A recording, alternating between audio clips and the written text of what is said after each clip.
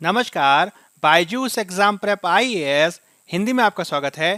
प्रस्तुत है दैनिक समाचार विश्लेषण। सत्र को प्रारंभ करने से पूर्व एक महत्वपूर्ण उद्घोषणा। बायजूस एग्जाम प्रेप आईएएस के द्वारा साप्ताहिक समसामयिकी की एक नवीन पहल के रूप में एक्सप्लेन्ड सत्र को प्रारंभ किया गया है। इस एक्सप्लेन्ड सत्र का नवीन अंक आज 29 जुलाई 2022 यानी शुक्रवार को रात 8 बजे प्रारंभ होगा, जिसमें जुड़वा घाटे की समस्या नामक टॉपिक पर चर्चा की जाएगी। अतः आपसे अपेक्षा है कि आप चैनल को सब्सक्राइब करें और डिस्क्रिप्शन बॉक्स में दिए गए लिंक पर क्लिक करके इससे संबंधित क्लास की नोटिफिकेशन को भी सेट करें। बायजूस एग्जाम प्रेप आईएएस के द्वारा संघ लोक सेवा आयोग यूपीएससी की 2023 परीक्षा को ध्यान में रखते हुए एक नवीन पहल नॉलेज सीरीज का प्रारंभ किया गया है। 6 जून 2022 से शुरू हुई इस नॉलेज सीरीज कार्यक्रम में प्रारंभिक और मुख्य दोनों परीक्षाओं से संबंधित महत्वपूर्ण परंपरागत विषयों जैसे कि इतिहास, भूगोल आदि से संबंधित टॉपिक्स को कवर कराया जा रहा है। इस नॉलेज सीरीज कार्यक्रम के नवीन अंक 30 जुलाई 2022 यानी शनिवार और 31 जुलाई 2022 यानी रविवार को भी रात 8 बजे प्रारंभ होंगे, जिसमें 30 जुलाई 2022 यानी शनिवार रात 8 बजे चर्चा की जाएगी मॉर्ले मिंटो सुधार पर। इसी प्रकार से नॉलेज सीरीज के 31 जुलाई 2022 यानी रविवार के रात 8 बजे के अंक में चर्चा की जाएगी दिवाला एवं शोधन अक्षमता संहिता 2016 पर। अतः आपसे अपेक्षा है कि आप इस सीरीज से अधिक स्वयं को जोड़ें और इसके लिए चैनल को सब्सक्राइब करें। सत्र के विषय आपके समक्ष हैं। आज के सत्र में हम चर्चा करेंगे प्रतिस्पर्धी दूरसंचार बाजार में बीएसएनएल को पुनर्जीवित करना, ट्यूनीशिया में सत्ता हथियाने की चुनौतियां, धन शोधन निवारण अधिनियम पर सुप्रीम कोर्ट निर्णय तथा बाघ संरक्षण रणनीति पर। सत्र के अंत में हम मुख्य परीक्षाभ्यास प्रश्न की चर्चा करेंगे और इससे संबंधित उत्तर संरचना भी हम आपको देंगे। तो चलिए शुरू करते हैं। सबसे पहला आलेख आपके समक्ष है। इसे पेज नंबर 12 से लिया गया है और इसका संबंध जीएस पेपर 3 में अर्थव्यवस्था से है। इसके साथ ही हम चर्चा करेंगे पेज नंबर 10 में दिए गए एक अन्य आलेख पर, जिसका संबंध जीएस पेपर 3 में अर्थव्यवस्था से है।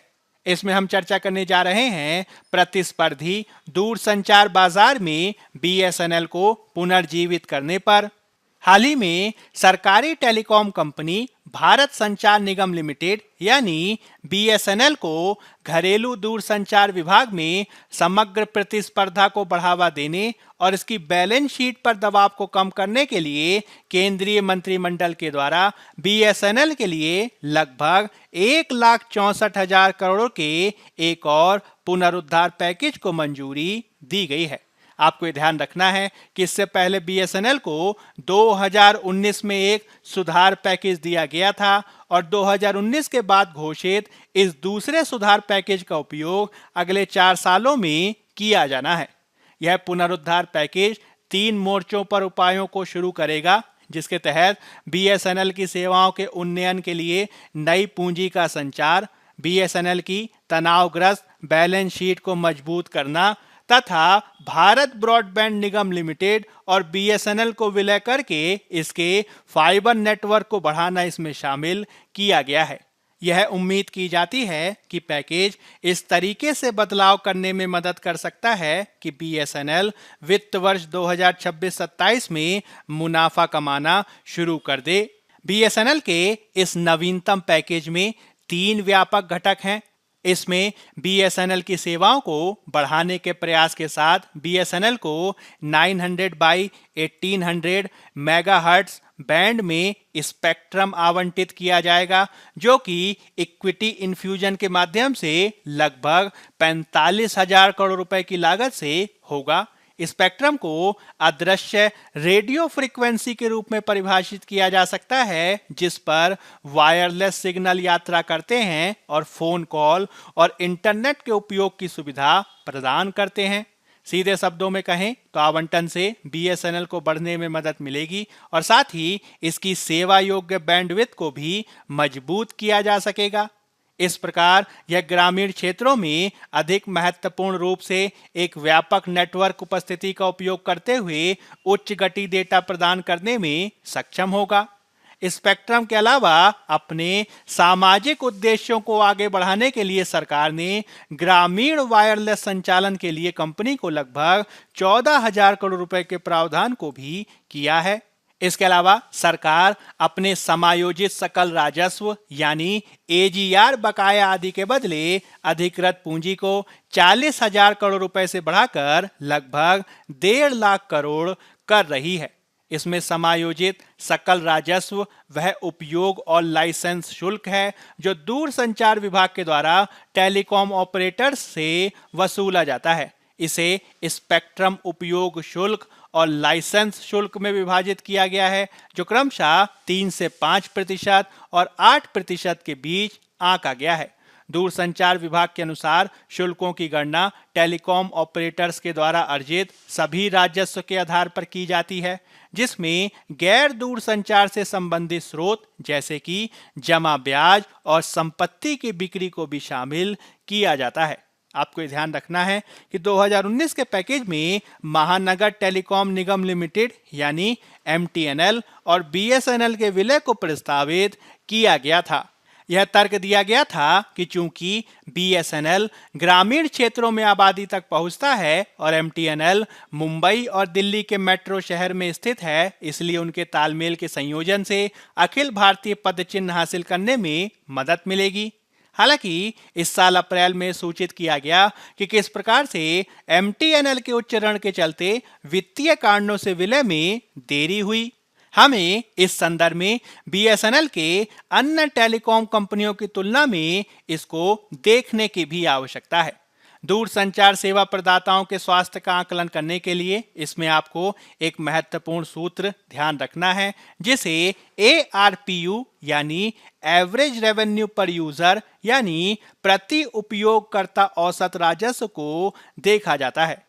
हालांकि BSNL के सामाजिक क्षेत्र के कर्तव्यों से संकेत मिलता है कि पूंजीगत संपत्ति पर इसके सभी नुकसानों को आंतरिक स्रोतों से ही पूरा किया जाता है। इस प्रकार यह अपने निजी साथियों की तरह बाजार में तकनीकी नवाचारों का तुरंत जवाब देने में असमर्थ है, जैसे कि 4G से 5G में तेजी से संक्रमण। इस प्रकार इसका ARPU सेवाओं की विविधता को प्रभावित करता है। आंकड़ों के अनुसार मार्च अंत तिमाही में भारती एयरटेल का ARPU लगभग 23% बढ़ा, जबकि रिलायंस जियो का ARPU 60 साल आधार पर 27% बढ़ा है। वहीं दूसरी ओर अप्रैल और मई के अंत के बीच ट्राई के मासिक ग्राहक डेटा के अवलोकन से पता चलता है कि BSNL ने इस अवधि के दौरान हर महीने औसतन 0.30% वायरलेस ग्राहकों को खो दिया, जबकि भारती एयरटेल और रिलायंस जियो ने संयुक्त रूप से हर महीने औसतन 0.43% वायरलेस ग्राहकों का अधिग्रहण किया। उक्त तीनों कंपनियों द्वारा आयोजित बेस ट्रांसीवर स्टेशनों की संख्या में भी अंतर को देखा जा सकता है।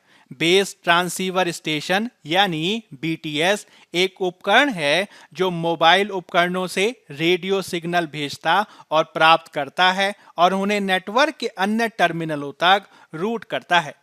इसके संदर्भ में दिए गए आंकड़ों के अनुसार BSNL की तुलना में रिलायंस जियो और भारती एयरटेल के पास क्रमशः 6.5 गुना अधिक BTS उपकरण थे, जो उनके अधिक सक्षम होने को दर्शाता है।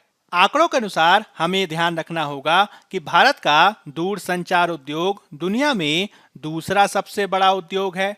देश का कुल टेली घनत्व लगभग 85% है। हालांकि ग्रामीण और शहरी क्षेत्रों के बीच एक विभाजन मौजूद है। इसमें शहरी बाजार का टेली घनत्व लगभग 135% है, जबकि ग्रामीण बाजार लगभग 58% पर ही अप्रयुक्त है। हालांकि मई के अंत में रिलायंस जियो और भारती एयरटेल दोनों के पास BSNL की तुलना में ग्रामीण क्षेत्रों में लगभग 5 गुना अधिक ग्राहक थे। इस प्रकार निश्चित ही बीएसएनएल को दिया गया पैकेज उसको पुनः जीवित करने के साथ ही बाजार में उसकी प्रतिस्पर्धात्मकता को बढ़ाने में मदद करेगा। हालांकि प्रतिस्पर्धात्मकता बढ़ाने के लिए यह भी आवश्यक है कि बीएसएनएल को निजी कंपनियों के समान ही बेहतर राजस्व प्राप्ति रणनीति पर भी कार्य करना होगा, तभी इसकी सततता को आगे आने वाले वर्षों में बना के रखा जा सकता है। अब हम बात कर लेते हैं पेज नंबर 12 में दिए गए एक अन्य आलेख की, जिसका संबंध जीएस पेपर 2 में आईआर से है। इसमें हम बात करेंगे ट्यूनीशिया में सत्ता हथियाने की चुनौतियों पर। हाल ही में ट्यूनीशियाई मतदाताओं ने एक नवीन संविधान को मंजूरी दी है, जो देश को एक राष्ट्रपति प्रणाली में बदल देने वाला है। यह राष्ट्रपति कैस सईद के एक व्यक्ति शासन को संस्थागत रूप देगा, जिन्होंने निर्वाचित संसद को निलंबित कर दिया और पिछले साल खुद को और अधिक शक्तियां प्रदान की। प्रारंभिक परिणामों के अनुसार जनमत संग्रह में लगभग 95% मतदाताओं ने नए संविधान का समर्थन किया। हालांकि इसमें केवल 30% मतदान ही देखा गया। अधिकांश विपक्षी दलों, जिन्होंने राष्ट्रपति कैस सईद की सत्ता को तख्ता पलट कहा था, उन्होंने वोट का बहिष्कार किया। हालांकि राष्ट्रपति कैस सईद ने परिणाम का स्वागत किया है, किंतु उनके आलोचकों ने चेतावनी दी है कि नए संविधान से ट्यूनीशिया ने 2011 अरब स्प्रिंग यानी जैस्मिन क्रांति के बाद से जो भी लोकतांत्रिक लाभ अर्जित किया है वह मिट जाएगा और देश एक सत्तावाद में वापस धकेल दिया जाएगा। जब हम बात करते हैं अरब स्प्रिंग की, तो आपको ध्यान रखना है कि अरब स्प्रिंग सरकार विरोधी विरोधों और विद्रोहों की एक श्रृंखला थी, जो 2010 की शुरुआत में अरब दुनिया के अधिकांश हिस्सों में फैल गई। यह भ्रष्टाचार और आर्थिक गतिरोध के जवाब में शुरू हुआ और सबसे पहले ट्यूनीशिया में शुरू हुआ। आगे चलकर यह अन्य देशों में भी फैला, जिसमें लीबिया, मिस्र, यमन, सीरिया, बहरीन महत्वपूर्ण है, जहां या तो शासक को हटा दिया गया या विद्रोह, सामाजिक हिंसा हुई, जिसमें दंगे, गृहयुद्ध, विद्रोहों को शामिल किया जाता है। अरब स्प्रिंग के चलते दिसंबर 2010 में ट्यूनीशिया में जीन बेन अली का शासन समाप्त हो गया, जो 1987 से सत्ता में थे। इसमें ट्यूनीशिया एकमात्र ऐसा देश था जिसने लोकतंत्र के लिए एक सफल संक्रमण देखा। शीघ्र ही विरोध अन्य अरब देशों जैसे कि मिस्र, लीबिया, बहरीन, यमन और सीरिया में भी फैला। यद्यपि प्रदर्शनकारियों ने मिस्र में होस्नी मुबारक की 30 साल लंबी तानाशाही को समाप्त कर दिया, किंतु मिस्र में यह क्रांति लंबे समय तक टिक नहीं सकी। 2013 में सेना ने मुस्लिम ब्रदरहुड के नेता राष्ट्रपति मोहम्मद मुर्सी की चुनी हुई सरकार को गिराने के लिए सत्ता पर कब्जा कर लिया। लीबिया में मोहम्मद गद्दाफी के खिलाफ विरोध एक गृह युद्ध में बदल गया, जिसमें नाटो के द्वारा भी सैन्य हस्तक्षेप किया गया। नाटो के हस्तक्षेप ने गद्दाफी शासन को समाप्त कर दिया, लेकिन देश अराजकता में फंस गया, जो आज भी उसे परेशान कर रहा है। बहरीन, जो सुन्नी राजशाही द्वारा शासित शिया बहुल देश है, वहां पड़ोसी सऊदी अरब ने बहरीन के पर्ल स्क्वायर में विरोधी प्रदर्शनों को कुचलने के लिए सेना को भेजा। वहीं दूसरी ओर यमन में राष्ट्रपति अली अब्दुल्ला सालेह को सत्ता छोड़नी पड़ी, लेकिन देश एक गृह युद्ध में फंस गया, जिससे शिया हूती विद्रोहियों का उदय हुआ, जो अब राजधानी तक को नियंत्रित करते हैं। सीरिया में विरोध एक छद्म गृह युद्ध में बदल गया, जिसमें राष्ट्रपति बशर अल असद के प्रतिद्वंदियों ने उनके दुश्मनों का समर्थन किया और हिजबुल्लाह, ईरान, रूस सहित उनके सहयोगियों ने शासन का समर्थन किया। इसमें ट्यूनीशिया एकमात्र ऐसा देश था जिसने लोकतंत्र में शांतिपूर्ण परिवर्तन देखा। हालांकि नए संविधान के साथ यह एक और संक्रमण को देख रहा है। आपको ध्यान रखना है कि ट्यूनीशिया में 2014 के संविधान के द्वारा मिश्रित संसदीय और राष्ट्रपति प्रणाली की स्थापना की गई। इसमें राष्ट्रपति और संसद दोनों का चुनाव सीधे मतदाताओं के द्वारा किया जाता था। राष्ट्रपति को सैन्य और विदेशी मामलों की देखरेख करनी थी, जबकि अधिकांश सांसदों के समर्थन से चुने गए प्रधानमंत्री शासन के दिन प्रतिदिन के मामलों के प्रभारी थे। लोकतांत्रिक चुनावों में इस्लामवादी एन्नहदा पार्टी, जिसका अखिल इस्लामी मुस्लिम ब्रदरहुड आंदोलन से वैचारिक संबंध था, देश में एक मुख्य राजनीतिक ताकत के रूप में उभरी, जिसने धर्मनिरपेक्ष वर्गों को परेशान किया, जिससे राजनीति खंडित रही।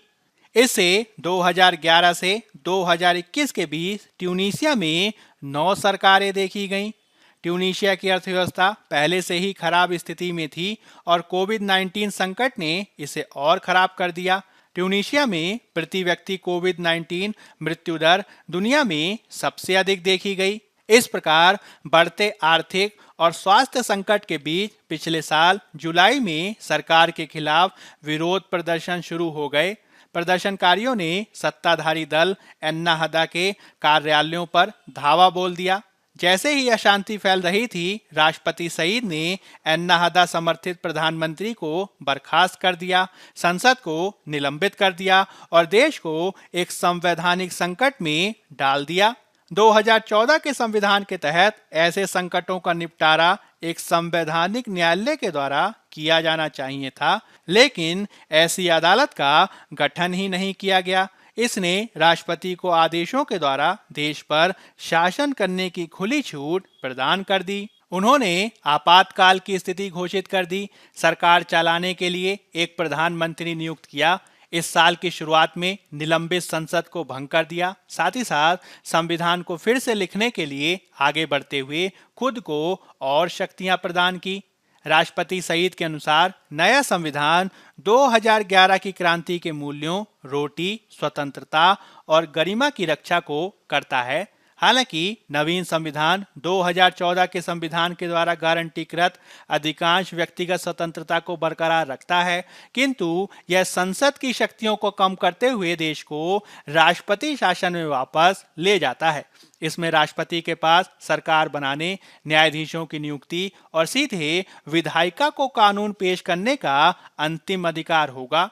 इससे सांसदों के लिए राष्ट्रपति को पद से हटाना व्यवहारिक रूप से असंभव हो जाएगा। पिछले एक साल में राष्ट्रपति सईद ने न्यायपालिका पर अपना नियंत्रण मजबूत करते हुए कई न्यायाधीशों को बर्खास्त कर दिया है और देश के चुनाव कराने वाले निकाय को भी अपने कब्जे में ले लिया है। विशेषज्ञों के अनुसार नए संविधान में राष्ट्रपति की शक्तियों पर आवश्यक नियंत्रण का अभाव है और नवीन संविधान ट्यूनीशिया को एक निरंकुश संवैधानिक व्यवस्था में वापस ले जाएगा। इस प्रकार यदि मिस्र में सत्तारूढ़ मुस्लिम ब्रदरहुड के अचानक देश के इस्लामीकरण के कदम ने एक काउंटर क्रांति के लिए गति पैदा की और सेना को सत्ता हथियाने के लिए प्रोत्साहित किया, ट्यूनीशिया में संसदीय प्रणाली की देश की भारी समस्याओं को दूर करने में विफलता में राष्ट्रपति की शक्ति के लिए मंच को तैयार किया है। जनमत संग्रह स्पष्ट रूप से राष्ट्रपति सईद की जीत है, जो अब अपने एक व्यक्ति शासन के लिए वैधता का दावा कर सकते हैं। हालांकि अब तक के जारी राजनीतिक उथल-पुथल से पता चलता है कि ट्यूनीशिया अभी तक क्रांति के बाद की अराजकता से उबर नहीं पाया है, क्योंकि अभी भी ट्यूनीशिया की अर्थव्यवस्था काफी खराब है, राजनीति भी खंडित है। अतः राष्ट्रपति सईद को नए संविधान के साथ भी सत्ता को जारी रखने में मुश्किलों का सामना करना पड़ सकता है। अब हम बात कर लेते हैं पेज नंबर 10 में दिए गए एक अन्य आलेख की, जिसका संबंध जीएस पेपर 2 में पॉलिटी और जीएस पेपर 3 में आंतरिक सुरक्षा से है। इसमें हम बात करने जा रहे हैं धन शोधन निवारण अधिनियम पर सुप्रीम कोर्ट के निर्णय की। हाल ही में एक याचिका की सुनवाई में सर्वोच्च न्यायालय ने धन शोधन निवारण अधिनियम 2002 की संवैधानिक वैधता को बरकरार रखा। हालांकि सुप्रीम कोर्ट के इस निर्णय की अनेक विशेषज्ञों के द्वारा आलोचना भी की गई है। मूल रूप से इस निर्णय के तहत सुप्रीम कोर्ट के द्वारा इस बात को रेखांकित किया गया है कि किस प्रकार से भारत को मनी लॉन्ड्रिंग से निपटने के लिए अपने घरेलू कानूनी ढांचे को मजबूत बनाने की आवश्यकता है। यह निर्णय बार बार अपराधों से प्राप्त की गई धनराशि से उत्पन्न खतरे को रोकने के लिए संसद द्वारा बनाए गए कानून के पीछे अंतर्राष्ट्रीय प्रतिबद्धता का भी आह्वान करता है और इस बात को रेखांकित करता है कि किस प्रकार से गलत तरीके से कमाया गया धन देशों की संप्रभुता पर भी प्रतिकूल प्रभाव डाल सकता है। इसमें कोई संदेह नहीं है कि नशीले पदार्थों के व्यापार और आतंकवाद को बढ़ावा देने वाले संगठित अपराधों के हानिकारक प्रभावों पर व्यापक अंतर्राष्ट्रीय चिंता है, किंतु हमें यह भी समझना होगा कि अनेक बार अवैध धन की उत्पत्ति उन अपराधों से होती है जिन्हें पहले रोके जाने की आवश्यकता है। अनुभव से ये पता चलता है कि भारत में मनी लॉन्ड्रिंग का संबंध गंभीर अपराधों से है जिन्हें पहले रोके जाने की आवश्यकता है। इसमें हमें आतंकवाद, नशीले पदार्थों की तस्करी, भ्रष्टाचार, करों की चोरी आदि को व्यापक रूप से रोकना होगा। हालांकि इन अपराधों को रोके जाने के बावजूद इनकी संख्या कम नहीं हुई है, जो काफी चिंता का विषय है। मनी लॉन्ड्रिंग के इस पूरे मामले में प्रवर्तन निदेशालय की भूमिका भी काफी निराशाजनक रही है। इसके तहत धन शोधन निवारण अधिनियम का यह प्रावधान भी काफी विवादित बना रहा है, जिसके तहत प्रवर्तन निदेशालय द्वारा किसी व्यक्ति को बुलाया जाता है तथा उसके द्वारा दस्तावेजों पर हस्ताक्षर करने के बाद उसे सबूत के रूप में प्रस्तुत किया जाता है। अनेक विशेषज्ञों के द्वारा इसे मूल अधिकारों के उल्लंघन के रूप में देखा गया है। हालांकि सुप्रीम कोर्ट के द्वारा इसे सही माना गया है, जिसकी आलोचना की जा रही है, विशेष रूप से ऐसे समय में जब प्रवर्तन निदेशालय शासन के विरोधियों को चुनिंदा रूप से निशाना बना रहा है। सुप्रीम कोर्ट के इस फैसले को कार्यकारी जातियों से व्यक्तिगत स्वतंत्रता की रक्षा करने में विफलता के लिए याद किया जाना तय है, जिसका समाधान किया जाना चाहिए। अब हम बात कर लेते हैं पेज नंबर 10 में दिए गए एक अन्य आलेख की, जिसका संबंध जीएस पेपर 3 में पर्यावरण से है। इसमें हम बात करेंगे बाघ संरक्षण रणनीति पर। आज यानी 29 जुलाई को दुनिया भर में वैश्विक बाघ दिवस मनाया जाता है, जिसे अंतर्राष्ट्रीय बाघ दिवस के रूप में भी जाना जाता है। भारत के लिए भी ये गर्व का विषय है कि भारत अपने बाघों की संख्या में वृद्धि को लगातार रिपोर्ट कर रहा है। इसके संदर्भ में हाल ही में प्रकृति के संरक्षण के लिए अंतर्राष्ट्रीय संघ के आकलन से पता चलता है कि 2005 के बाद से बाघों की संख्या में 40% की वृद्धि देखी गई है। हालांकि विशेषज्ञों के अनुसार केवल बाघों की संख्या में वृद्धि ही उनके विलुप्त होने को रोकने के लिए पर्याप्त नहीं है, अपितु इसमें कुछ और कार्यों को भी किए जाने की आवश्यकता है।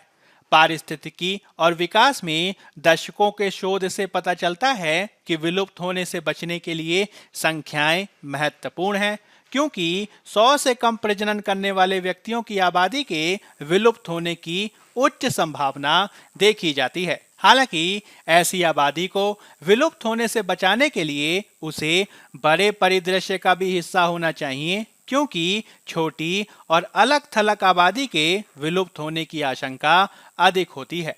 इसी कारण इस बात पर बल दिया जाता है कि यदि हम केवल संख्या पर ही बल दें तो इससे हम जेनेटिक विविधता को भूल जाते हैं, जिसको बनाए रखे जाने की आवश्यकता है।